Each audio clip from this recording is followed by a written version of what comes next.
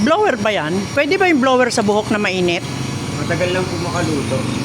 Ah, kailangan mainit na mainit.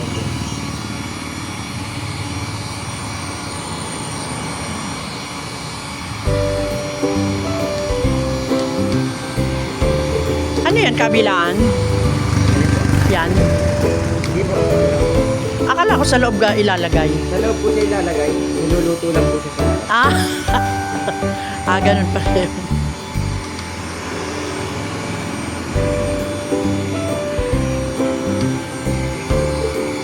Para lumambot. Para po lumapad siya. Po kasi yung po na yun. Oo. Pagdating po kasi sa loob yan, naangat po. Yun, yung mga maliliit na bubbles na yon. Ito po. Ito po mga. Oo, oo. Nakikita niyo po pag iniinit po siya na Sa oo nga, no. Yan ang naging problema ko nung kinakabit ko yung binili kong tint din sa Shopee. Kasi nga, pag ganun yung salamin, ganyan pala. Aha, alam ko na. Kasi yung dati kong e-bike, flat lang yung salamin niya, madali kabit. Madali lang po yun. Oo, kasi flat no. Ito po kasi oblong po kasi. Oo, yun. Nakikita niyo po. Yung kanina po may Oo nga. So, ibig sabihin, pinapalambot niya yung tin po. Tin. Hinuhulmay niya po. oo. Ah, okay. Parang yung pag naglalagay ng takip sa mineral water, ano, yung plastic.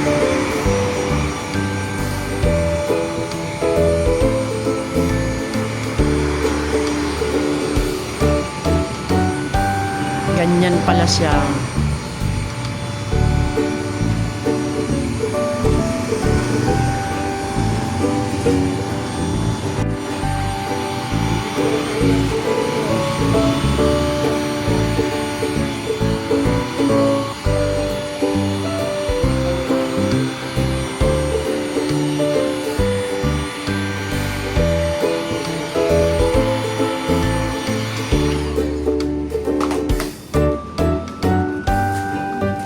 Dito to sa may baknotan. Sa may gilid ng shell, papasok. Ayan yung shell.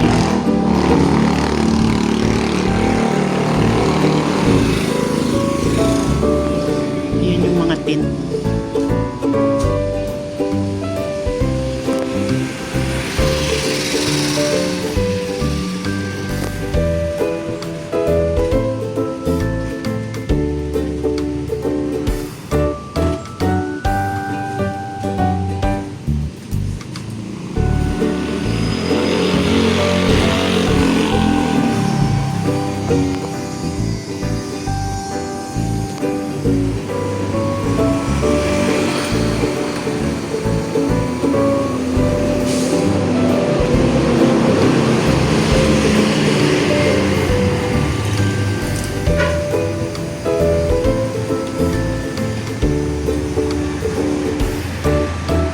Ginagamitan siya ng heater na yun.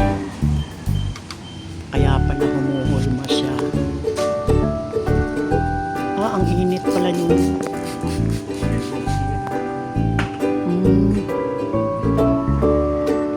Tapos kukunin. Ah, paano yun? Dumikit yung ano? Yung amen. Bumakat dyan sa tint. Okay lang ba yun?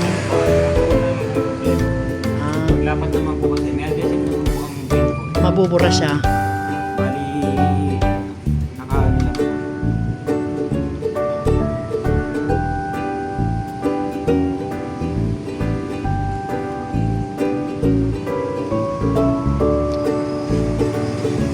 Bumakat dyan sa hawak mong tint. Oh.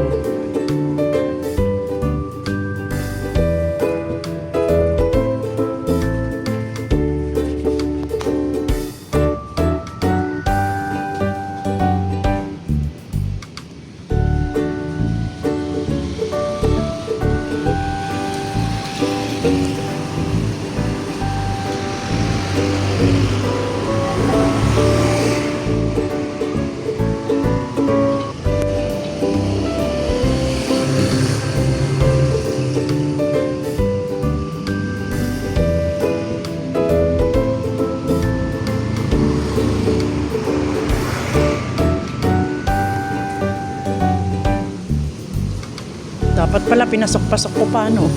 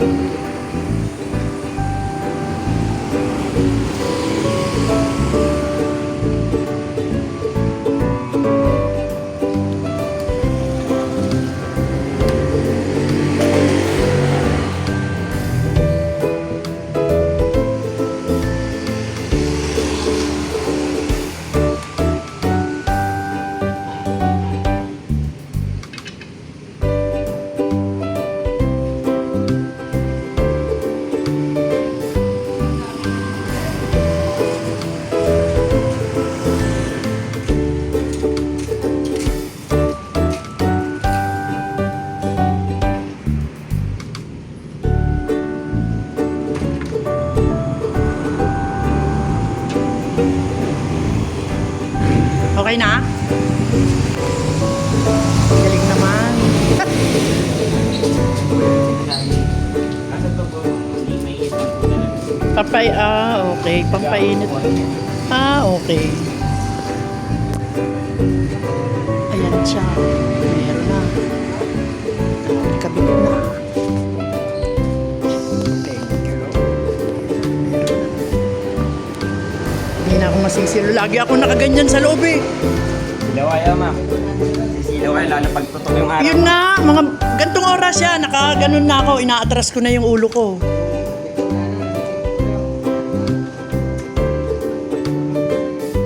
Ay, salamat.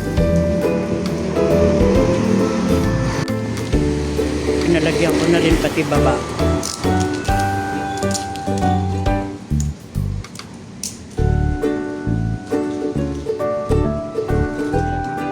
Kahit nakabilan yan, ma'am. Oo.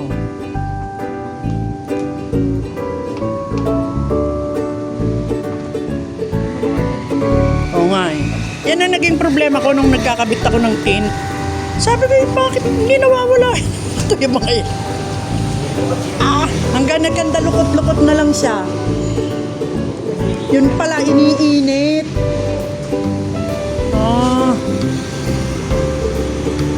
Pero kung pantay po, kahit hindi nyo na po siya nagkano. Yun na eh. Kasi yung una ko ng e-bike, flat lang yung ganyan niya, yung windshield. Eh ito, naka-umbok. Kaya sabi ko, oo nga no, mahirap lagyan kasi naka-umbok. Ang alam mong ginawa ko, ginupit ko yung mga ganito para kumurba. Wala rin. No. Lalaban ng larangan. Oo. At saka hindi siya dumidikit. Pero yung una kong ginawa noon, naikabit ko nga eh. Kulay pink. Ha? Makakabit niyo po yung right side lang po. Oo, basta flat. Kulay pink pa nga yun eh. Ayan, ang ganda na.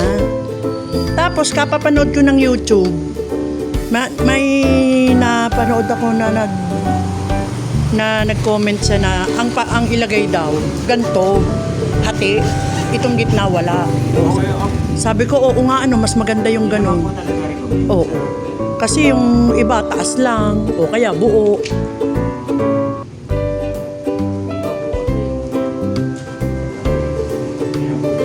Oo. Kasi yung sa gabi, pag gabi nagdadrive ka, kita pa rin. Kasi gabi po, hirap na po kayo. Oo.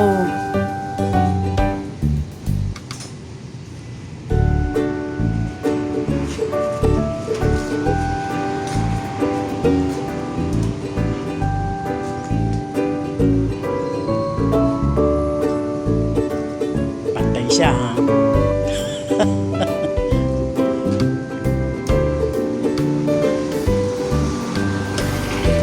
Nagturo sa akin dito yung binilihan ko nito. Tabi ng Rusco. Doon. Tapat ng pamana.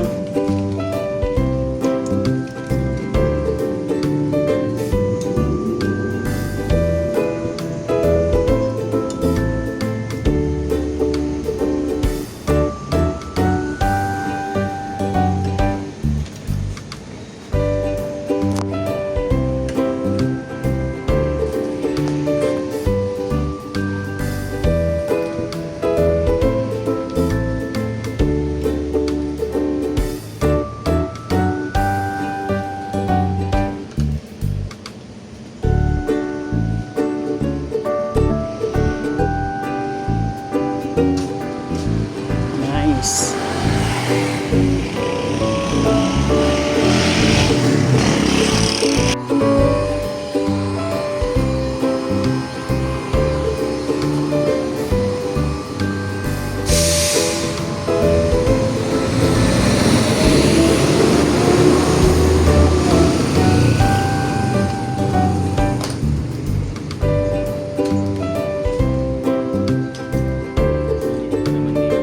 Oo nga eh. Wala, mabanas pa kasi. Tsaka pag gano'n November na eh. Mainit pa rin parang summer. Ulan, pag naulan po, ang init na. Mm-mm.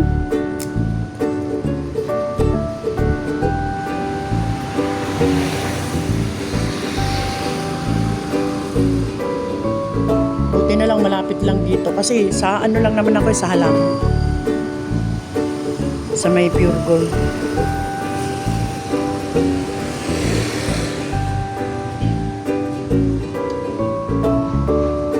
Pwede kakabit ng buo niya na. Alin? Yung tint na dati kong kinabit? Hindi, ganyan lang kalapad. Ikat niya na po. Hindi, ganyan na siya kalapad talaga pag binibili. Ganyan, ganito kalapad. Yan, ganyan.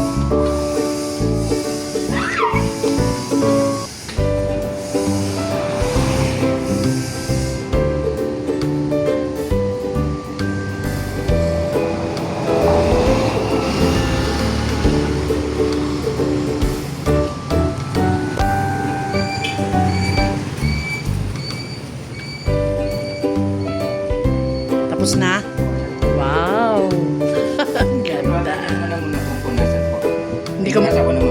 sa loob. Okay lang dito sa labas. Okay.